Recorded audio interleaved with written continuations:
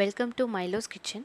நம்ம இன்றைக்கி என்ன பார்க்க போகிறோம் அப்படின்னா சாம்பார் சாதம் பார்க்க போகிறோம். இதுக்கு தேவையான பொருட்கள் என்னென்ன அப்படின்னா பச்சை பட்டாணி, கேரட் 2, பீட்ரூட் 1, தக்காளி 2, பச்சை மிளகாய் 3, உருளைக்கிழங்கு 2, முள்ளங்கி 1,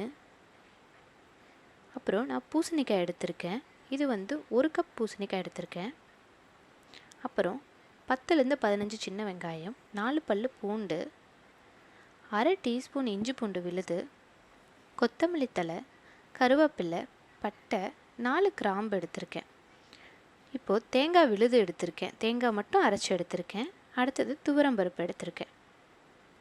மஞ்சத்தூள், சீரகம், சோம்பு, மிளகு, இதெல்லாம் தான் நான் இன்றைக்கி யூஸ் பண்ண போகிற பொருட்கள். இப்போது குக்கரில் 1.5 டம்ளர், அதாவது டீ டம்ளரில் 1.5 டம்ளர் துவரம்பருப்பு நான் சேர்த்துக்கிறேன்.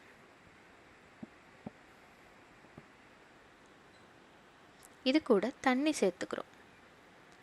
தண்ணி பருப்பு மூழ்க 1.5 இன்ச்சு மேலே தண்ணி இருக்கணும்.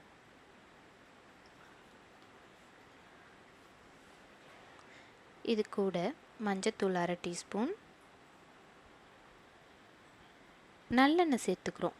பருப்பு வேக வைக்கும் போது எப்பயுமே நல்லெண்ணெய் சேர்த்து வேக வச்சா அதோட சுவையே தனி. இது கூட அரை டேபிள் ஸ்பூன் உப்பு, இதெல்லாம் சேர்த்து குக்கரை மூடி வைக்கிறோம். இதை நம்ம 5 விசில் விடுறோம். பாருங்கள், 5 விசில் விட்டாச்சு. பார்க்கலாம். பாருங்கள், பருப்பு பாருங்கள் நல்லா வெந்திருக்கு. இப்போது கடாயை சூடு பண்ணிவிட்டு இதில் 2 டேபிள் ஸ்பூன் எண்ணெய்,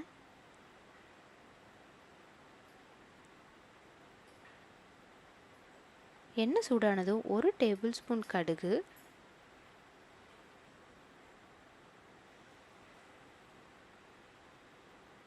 கடுகு நல்லா பொரிஞ்ச உடனே நம்ம 4 கிராம்பு, பட்டை, 2 டேபிள் ஸ்பூன் மிளகு,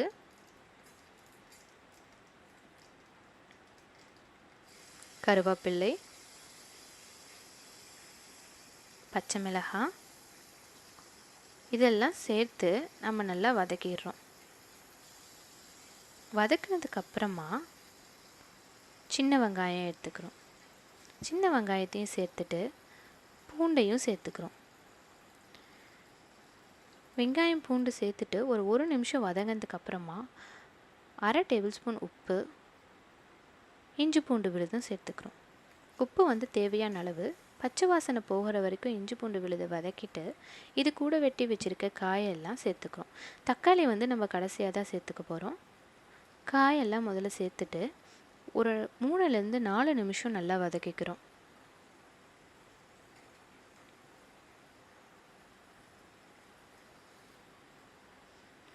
காயெல்லாம் 3லேருந்து 4 நிமிஷம் வதங்கியாச்சு. இப்போ தக்காளி சேர்த்துக்கிறோம்.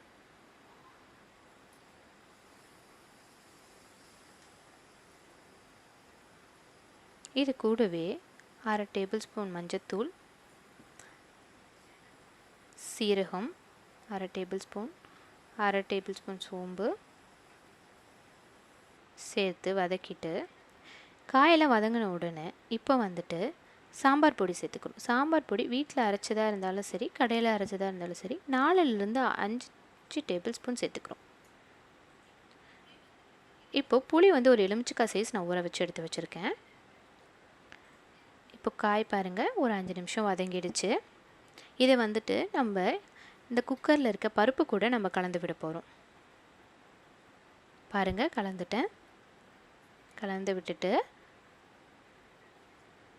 இது கூட நம்ம எடுத்து வச்சுருக்க புளி கரைச்சலை சேர்த்துக்கணும். சேர்ந்து கலந்து விட்டுட்டு இப்போது உப்பு இல்லை சாம்பார் பொடி ஏதாவது பத்தலைன்னா இந்த டைம்லேயே ஆட் பண்ணிக்கோங்க.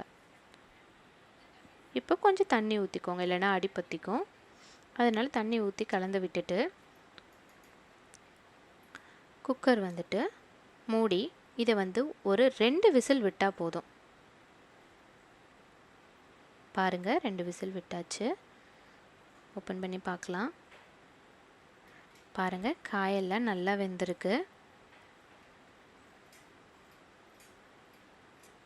இது கூட நாம் அரைச்சி வச்சுருக்க தேங்காய் விழுதையும் சேர்த்துக்கிறோம்.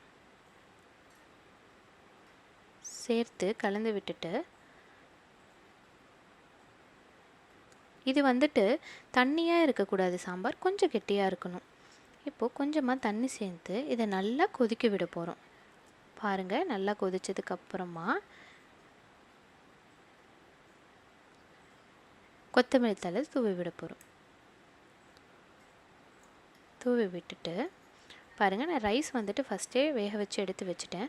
சாதம் வந்துட்டு 3 விசில் எப்பயும் விட்டிங்கன்னா 1 விசில் சேர்த்து விட்டுக்கோங்க. அப்போ தான் சாதம் கொஞ்சம் குழஞ்ச மாதிரி வரும். அப்போ தான் சாம்பார் சாதத்துக்கு நல்லாயிருக்கும். கட்டியில் சாதத்தில் இருந்தால் உடச்சி விட்டுக்கோங்க. இப்போது சாதத்தை விட சாம்பார் 1 மடங்கு அதிகமாக தான் இருக்கணும். இப்போ நான் சாம்பார் சேர்த்துக்கிறேன். சேர்ந்து கலந்து விடுறேன்.